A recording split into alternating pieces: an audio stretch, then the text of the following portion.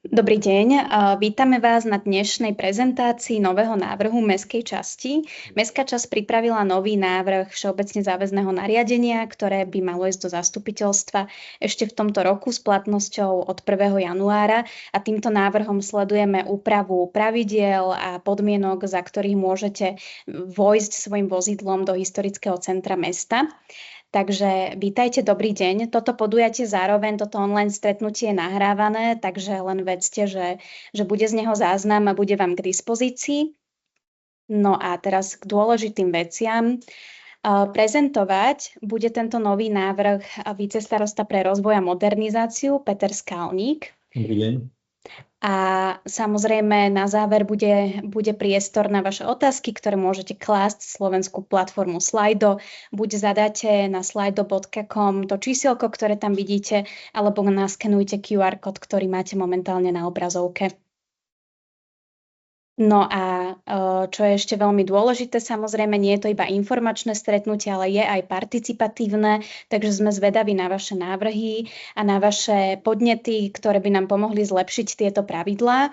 My ich budeme prijímať a budeme im otvorení do 10. októbra. Môžete nám ich posielať na e-mailovú adresu podnety@staremesto.sk a veľmi nám pomôžete, ak do predmetu e-mailu napíšete VZN-vstupy do historického centra mesta, teda vstupy do HCM.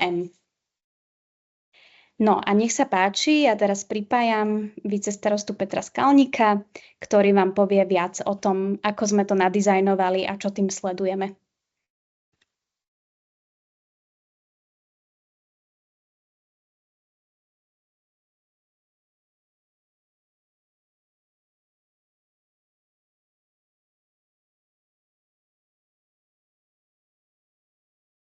Dobrý deň.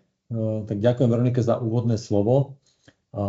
Dneska vám odprezentujeme nie konkrétne VZN-ko, ale odprezentujeme vám vlastne návrh, čo do toho VZN chceme zapracovať, čo sa týka vstupov do historického centra mesta.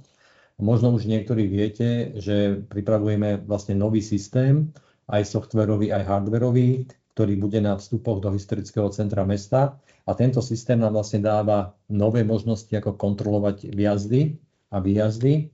A zároveň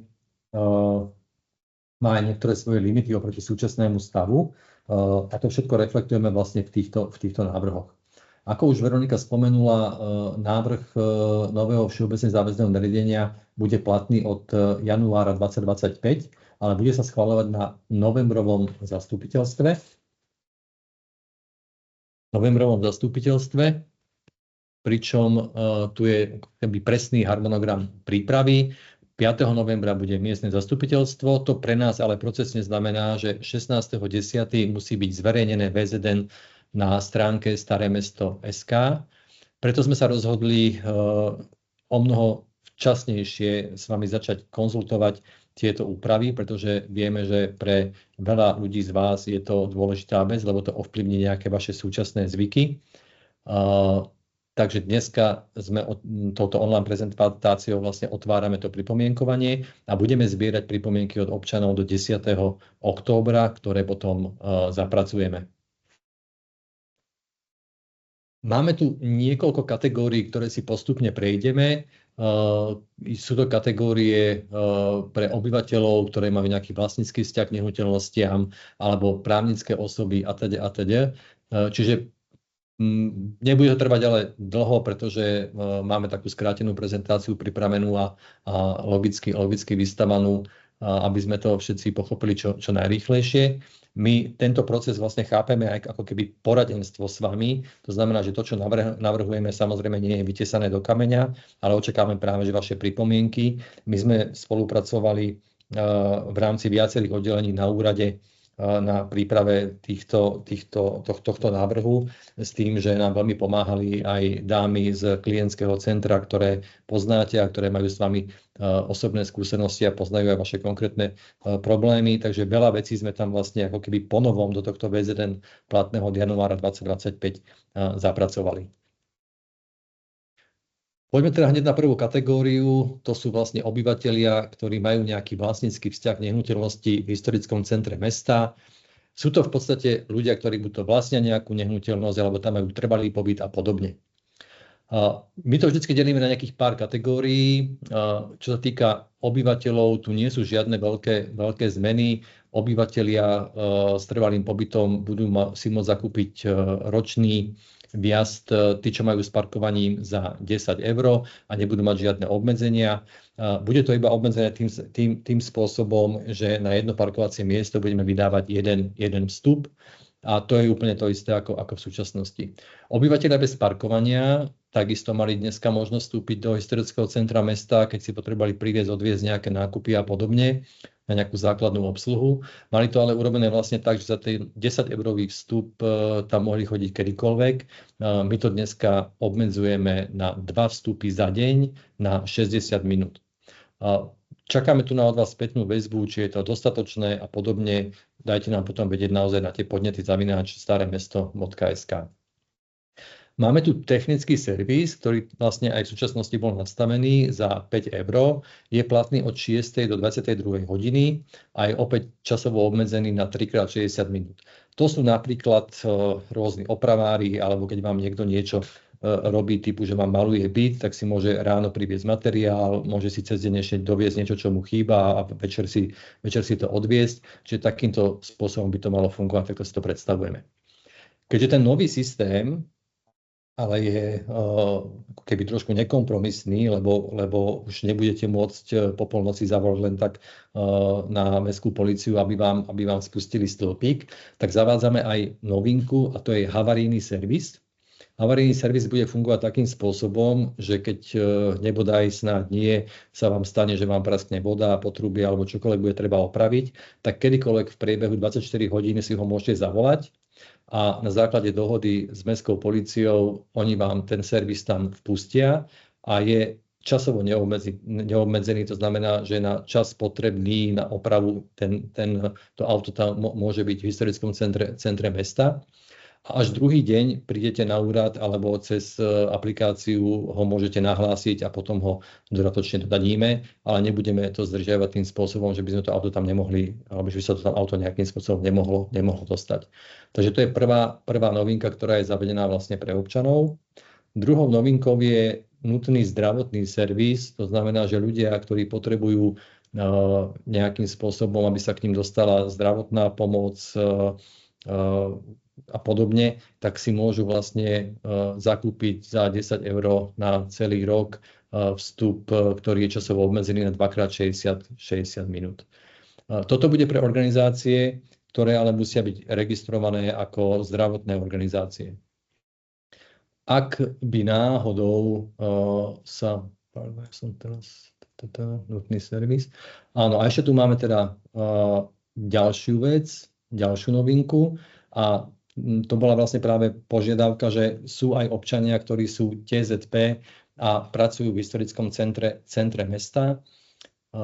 Tí takisto budú mať možnosť na to, aby ich do pracovného sídla niekto priviezol a odviezol, si môcť zakúpiť ročný vstup za 10 €, ale opäť iba časovo obmedzený naozaj na ten dovoz a odvoz 2x30 minút. A podmienkou je, že to musí byť trvalý pracovný pomer.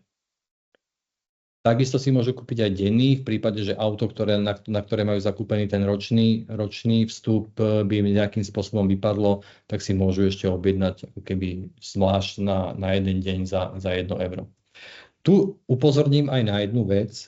My sme zrušili pre obyvateľov s trvalým pobytom, ktorí sú TZP, tú 90% zľavu, ktorú majú. V podstate to znamenalo, že namiesto 10-eurového ročného vstupu by platili 1 €.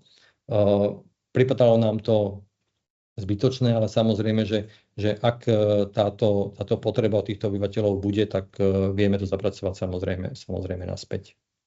Takže to sa týka fyzických osôb.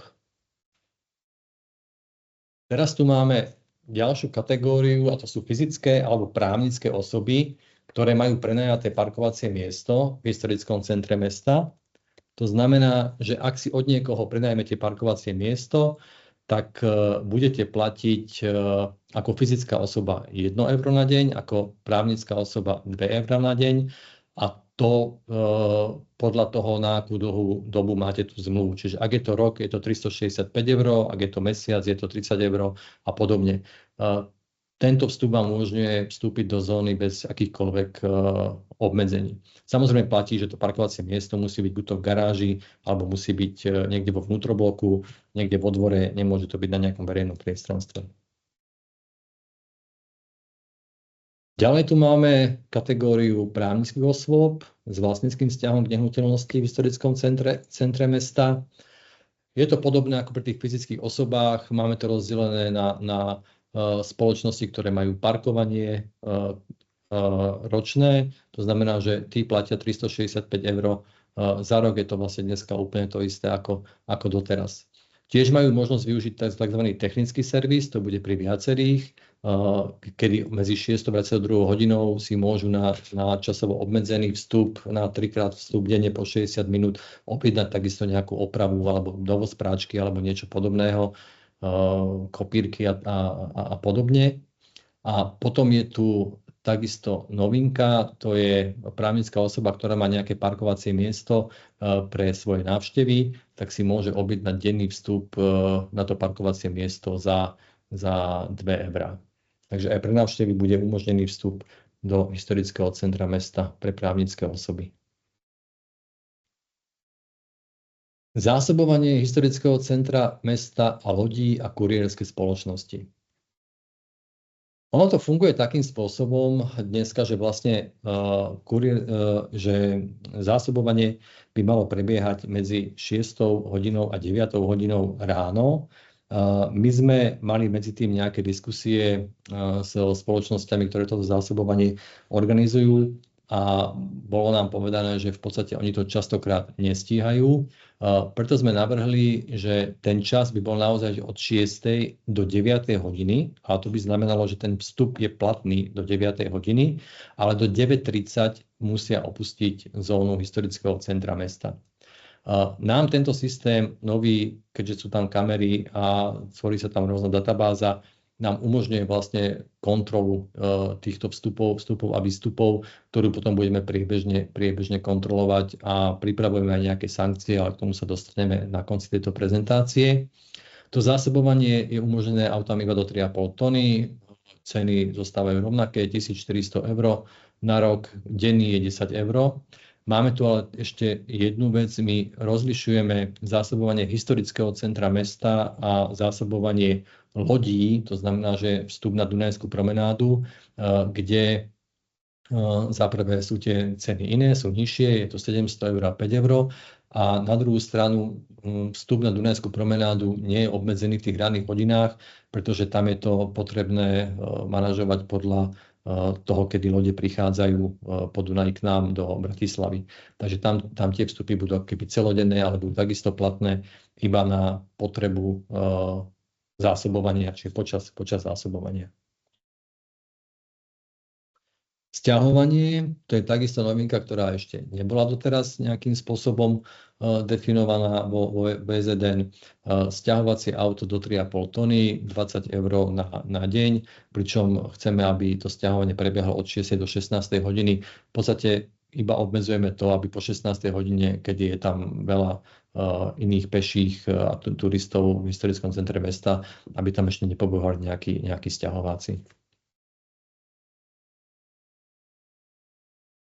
Diplomatické misie.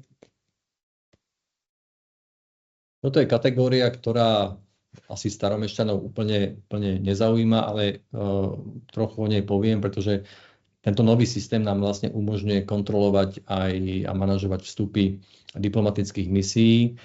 Viete, že máme dlhodobo problémy s parkovaním diplomatických aut v historickom centre mesta, hlavne na Františkánskom námestí, čo sa nepáči ani obyvateľom, ani nám. Dneska už na to máme ale teda systém, ktorým vieme presne zmerať, kto kedy vstúpi a kto kedy vystúpi zo zóny. Ide vlastne o diplomatické misie bez parkovania, ktoré si budú môcť teda zakúpiť, sú ale oslobodené od dane, čiže zakúpiť za nulu tento vstup, ale budú mať obmedzenie iba na 30 minút. Opäť, keď budú porušovať toto pravidlo, tak budeme voči nim vedieť vyvolať sankcie. na základe už konkrétnych dôkazov. Potom tu máme svadby, krsty a vítanie do života. O tejto službe podľa mňa skoro nikto nevie, pretože nikto o ňu nepožiadal, ale nechali sme ju vo VZN-ku. Pokiaľ niekto potrebuje sa dostať počas svadby autom do historického centra mesta, tak je to umožnené. Je to denný vstup za 30 € na 2 hodiny. Udelíme ho však maximálne pre 2 autá, nevesta, ženích, neviem kto ešte. Krsty a uvítanie do života takisto za 10 €, jednorazový vstup takisto na 2 hodiny. Čiže pokiaľ nejak veľmi mrzne, tak vieme bábätko previesť až priamo ku kostolu, prípadne nejakých starých rodičov. Ďalej tu máme nadefinované vstupy pre naše organizácie Starého mesta a magistrátu.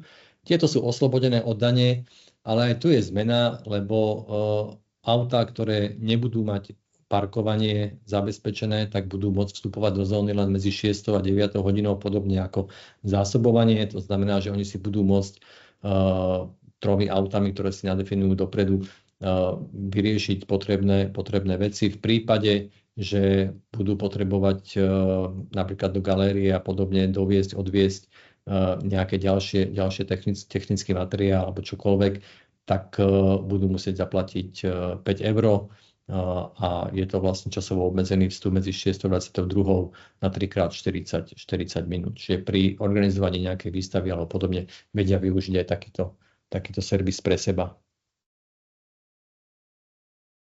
Neziskové organizácie, pre ne platí úplne to isté, nie sú oslobodené od dane, ale je tam príjemná sadzba 10 € na rok.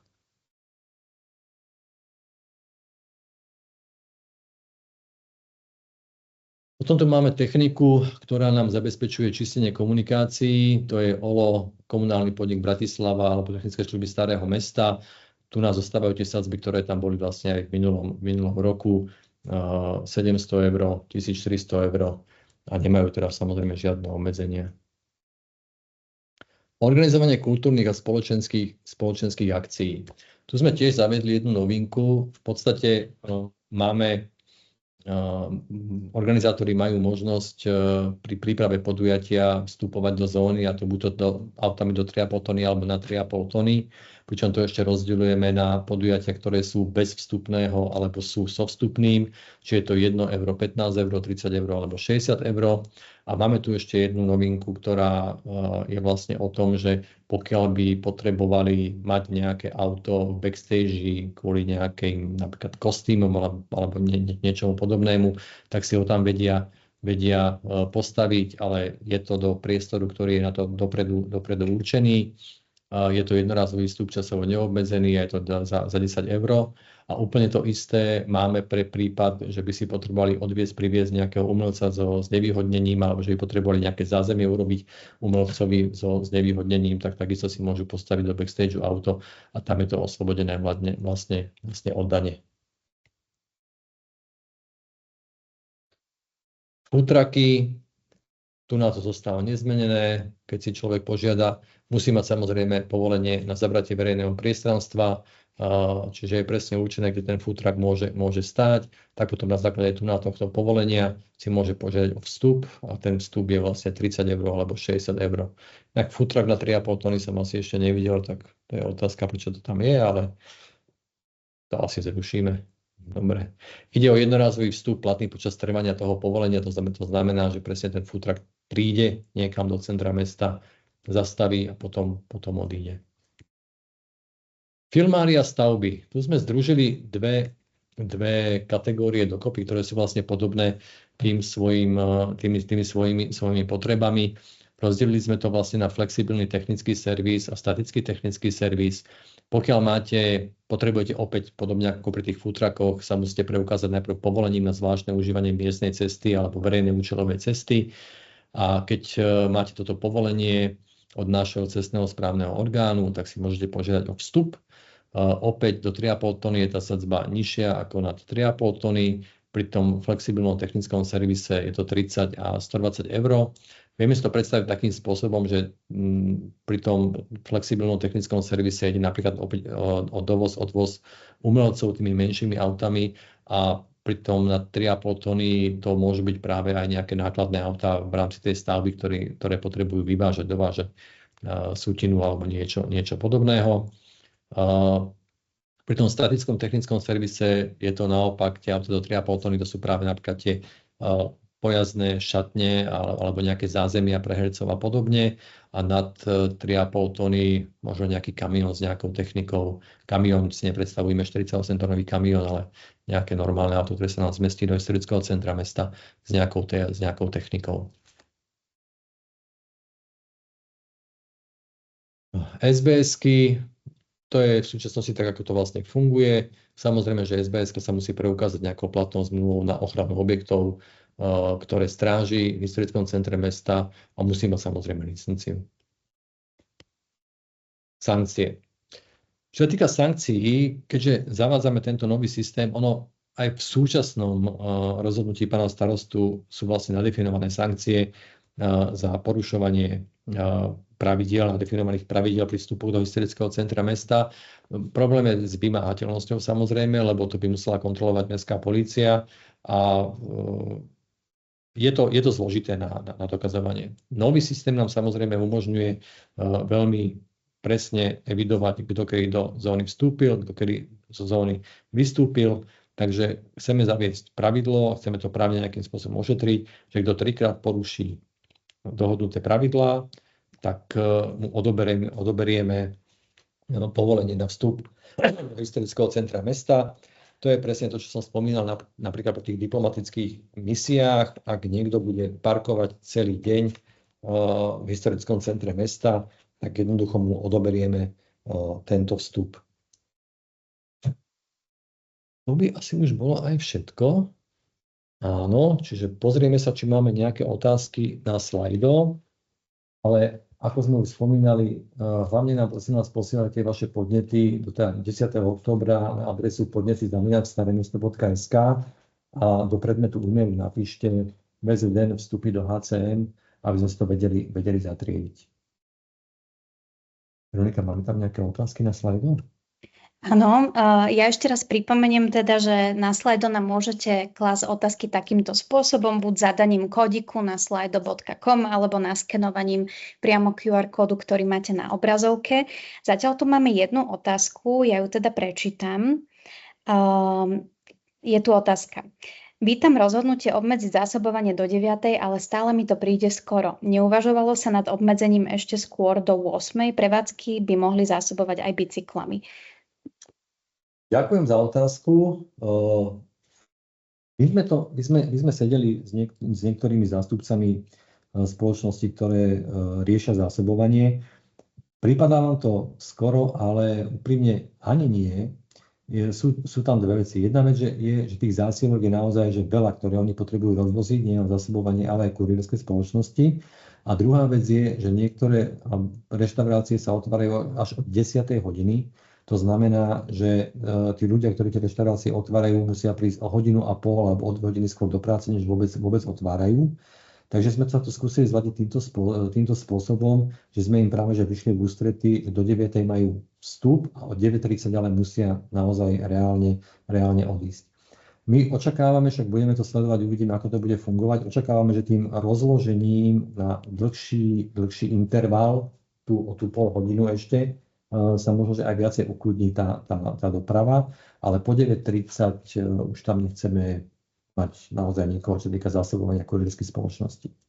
Čo sa týka ešte kurierských spoločností, my sme zriadili 4 cik-cak zóny alebo drop-off zóny v okolí historického centra mesta, na Strakovej, na Gorkého, pred Starou tržnicou a pri súde. Takže počas dňa môžu vlastne tieto spoločnosti presne prísť na túto cik-cak zónu, môžu tam preložiť tovar buď to na bicykel alebo nejakým iným spôsobom a dozásobovať vlastne historické centrum mesta nejakými inými prostriedkami. Ďakujem za odpoveď. Idem na ďalšiu otázku. Dobrý deň. Nie je problémom skôr nedostatočná kontrola aut v centre mestskou políciou?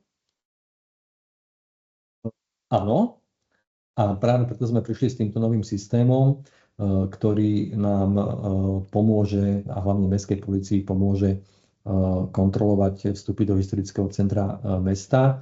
Ja si nemyslím, že by to bolo tým, že by to nechceli robiť, ale tie kapacity jednoducho, aj keď boli trojnásobné, tak by to nestíhali. Tento systém nám to vyrieši. Idem na ďalšiu. Pri kategórii fyzické osoby technický servis denný je napísané, že prvých 5 vstupov je zadarmo. Je v tom jeden konkrétny deň alebo na celý rok? Je to na celý rok. Samozrejme je to tak, ako to bolo doteraz. Čiže prvých 5 vstupov mali občania zadarmo a potom až platili tých 5 eur. Dobre, zatiaľ máme všetko zodpovedané, takže ja len pripomeniem, že ak aj teraz nebudete mať akúkoľvek konkrétnu otázku, tak stále platí, že do 10. októbra nám môžete posielať pripomienky, nápady, doplňujúce otázky na podnety@staremesto.sk. My vám na ne odpíšeme, my si ich zaevidujeme a budeme s nimi pracovať pri ladení toho znenia všeobecne záväzného nariadenia, ale ďalej minimálne ešte niekoľko minút s vami budeme a príjmame otázky. Prišla ďalšia, prečítam. Prečo nie sú vozidlá bez emisí zvýhodnené? Je to jedno Starému mestu, aké auta vstupujú? Nie je to jedno, aké autá vstupujú, ale pravda je, že pre nás je aj dôležité to, že nám ide hlavne aj o váhu tých automobilov. My keď sme premýšľali nad tým, tak sme chceli pôvodne dať nejakú výnimku pre elektrovozidlá, ale úplne tu sa bijú také dve veci. Nemyslím si, že úlohou Starého mesta je zlepšovať podmienky pre elektromobilitu z toho pohľadu, aby to staromešťania zaplatili zo svojich príjmov do staromestskej kasy. Čiže nešli sme týmto smerom. Elektromobily sú okrem toho aj ťažšie ako normálne autá, práve kvôli tej batérii a podobne. Preto sme aj zrušili, my sme mali pôvodne tie kategórie rozdelené inak. Mali sme, že autá do 2 tón, do 3,5 tony, na 3,5 tony a podobne. Ale tam by sme dosiahli len to, že by elektromobily platili ešte viacej ako malé naftové auto, ktoré je proste do 2 tón a väčšina elektromobilov váži na 2,5 tony. Ako chceme podporovať elektromobilitu v Starom meste je, že chceme zavádzať nabíjačky po Starom meste. Máme už vytipované nejaké lokality, máme urobené nejaké rozpočty, takže budovaním siete elektronabíjačiek, aby si ľudia mohli v Starom meste, ktorí si kúpia auto, ho mali aj kde nabiť, tak takto chceme vlastne podporovať elektromobilitu. Ďakujem za odpoveď. Ďalšia. Dostaneme k pripomienkam potom nejakú spätnú väzbu, alebo ako sa dozviem, či bola pripomienka vyhodnotená? Keďže pripomienky zbierame e-mailom, tak my si ich budeme presne evidovať podľa e-mailov a na každému samozrejme odpovieme, či pripomienka bola zapracovaná, nebola zapracovaná a hlavne z akého dôvodu nebola zapracovaná. Dobre. Ďalšia otázka. Sven sa pýta. Dobrý deň, chcel by som sa opýtať, či bude fungovať sľubovaná aplikácia a či bude cez ňu môcť byť zadávané požiadavky na výjazdy. Ďakujem. Áno, s aplikáciou počítame. Nebude to klasická mobilná aplikácia, bude to web aplikácia, to znamená, že si ju otvoríte v browseri, či už na mobile alebo na počítači. Po 5.11., keď si odsúhlasíme v zastupiteľstve nové VZN, tak začneme oslovovať dotknuté osoby, to znamená, že obyvateľov, právnické osoby a podobne, a začneme postupne otvárať tieto účty v aplikácii, pretože možnosť vstúpiť do historického centra mesta budú mať možnosť vlastne iba ľudia, ktorí tam majú nejaký vlastnícky vzťah k nehnuteľnosti. To znamená napríklad, že aj toho opravára, ktorý pôjde niekomu niečo opraviť, alebo niečo vymalovať, alebo čokoľvek, budú môcť cez tú aplikáciu vlastne keby pozvať do Starého mesta práve iba obyvatelia, alebo teda podnikatelia, ktorí v historickom centre meste sú. Dobre. Ďakujem zatiaľ za odpovede. Momentálne tu žiadne ďalšie otázky nemáme.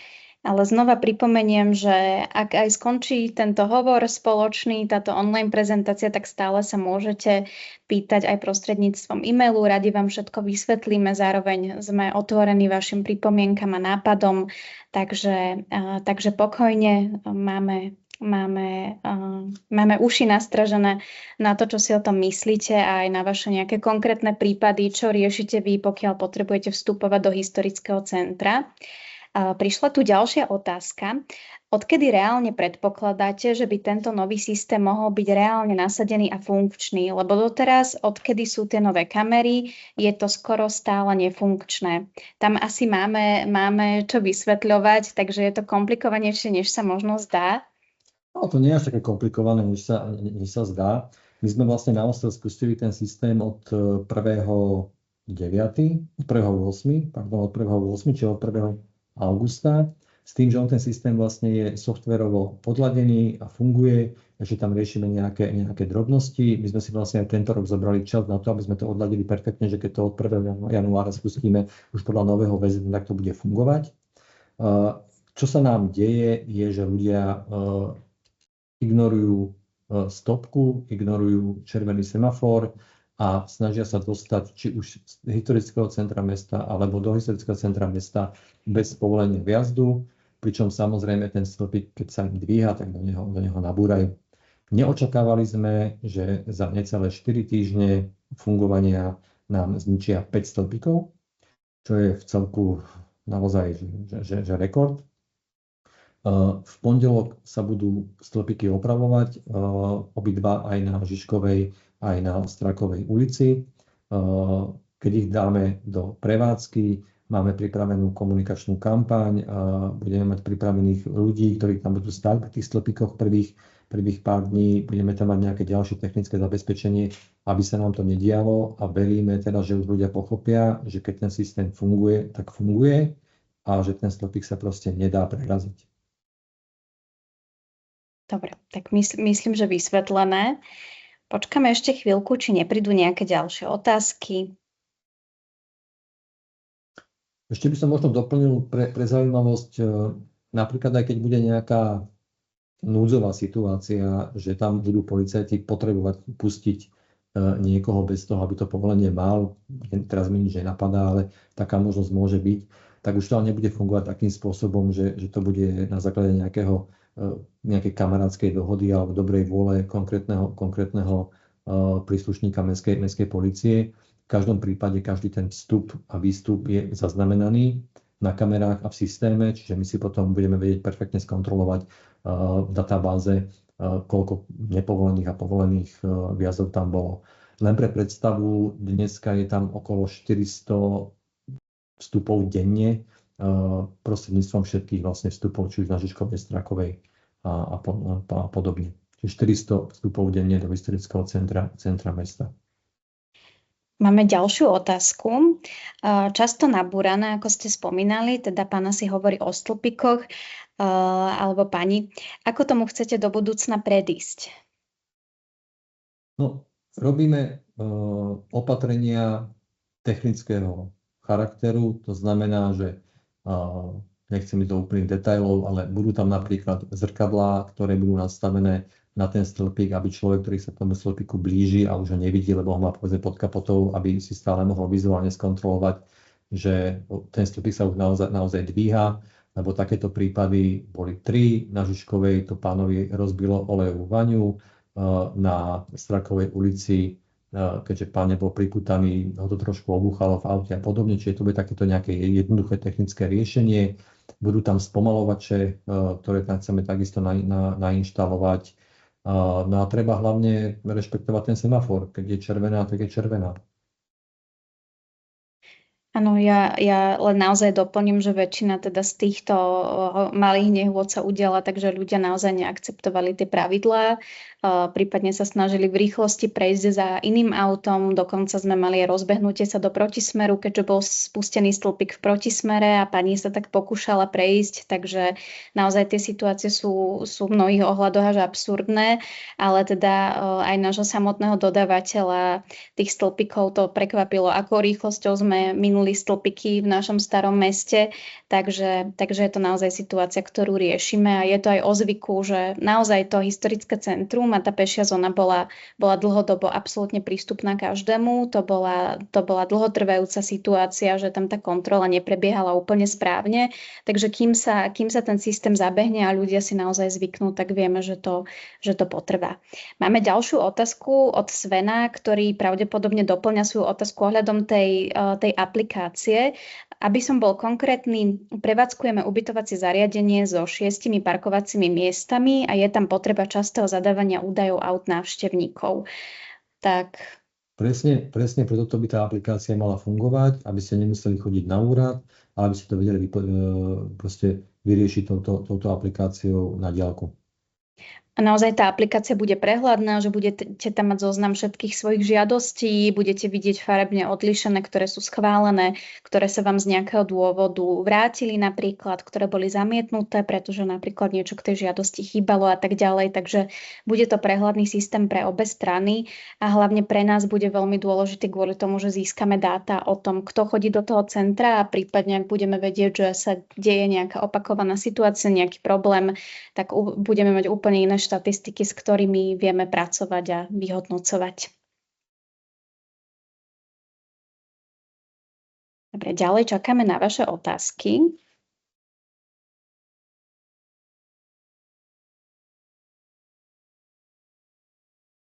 Prípadne, Peter, ak máš niečo, čo by si rád doplnil? Ešte pozerám do svojich poznámok, či tu ešte nie je nejaká zaujímavosť.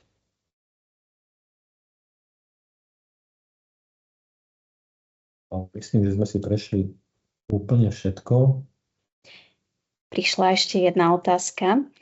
Ak bude spoplatnený vjazd pre OLO a TSSM, neohrozí to pravidelné čistenie a vynášanie smetí? Budú tieto organizácie platiť? Ďakujem za otázku, ale tu práve, že nič nemeníme. Takto to vlastne aj dneska funguje, že oni platia, takže neočakávame, že by nám prestali čistiť mesto. Dobre, vďaka. A posledná, ktorá pribudla, je Sven, ktorý ďakuje za odpovede, tak my možno premostíme, že ďakujeme vám veľmi pekne, že ste sledovali, že ste sa stali súčasťou nášho ladenia prvotného návrhu, ktorý bude naozaj pretavený do všeobecne záväzného nariadenia. Táto prezentácia, ktorú ste videli, aj návrh v dokumente samotnom, bude zavesený v priebehu zajtrajšieho dňa na web mestskej časti, takže ku všetkému sa dostanete, ak to budete chcieť pripomienkovať, pripomenúť si niečo a tak ďalej. Takže všetko vám bude naozaj k dispozícii. Písať nám môžete na podnety@Staré mesto. A čo by sme ešte doplnili? No, len to šírte medzi svojich kolegov, kamarátov, susedov, aby sa čo najviac ľudí k tomu vedelo vyjadriť. Lenže my sme ten posun schvaľovania alebo toho procesu posunuli o nejaké 2 týždne, 3 týždne pred samotné vyvesenie VZDNK alebo už konkrétneho znenia VZD na tabulu. Takže nemáte na to iba nejakých 14 dní, ale máme na to dneska je 26 mesiac v podstate, viacej ako mesiac do zastupiteľstva, tak verím, že sa nám podarí čo najviac veci odladiť, aby ste boli spokojní a aby to prinieslo viac komfortu do vašich životov, než nejakých obmedzení. Tak ďakujeme vám veľmi pekne a prajeme vám ešte príjemný večer. Dovidenia. Ďakujem, pekný večer ešte. Dovidenia.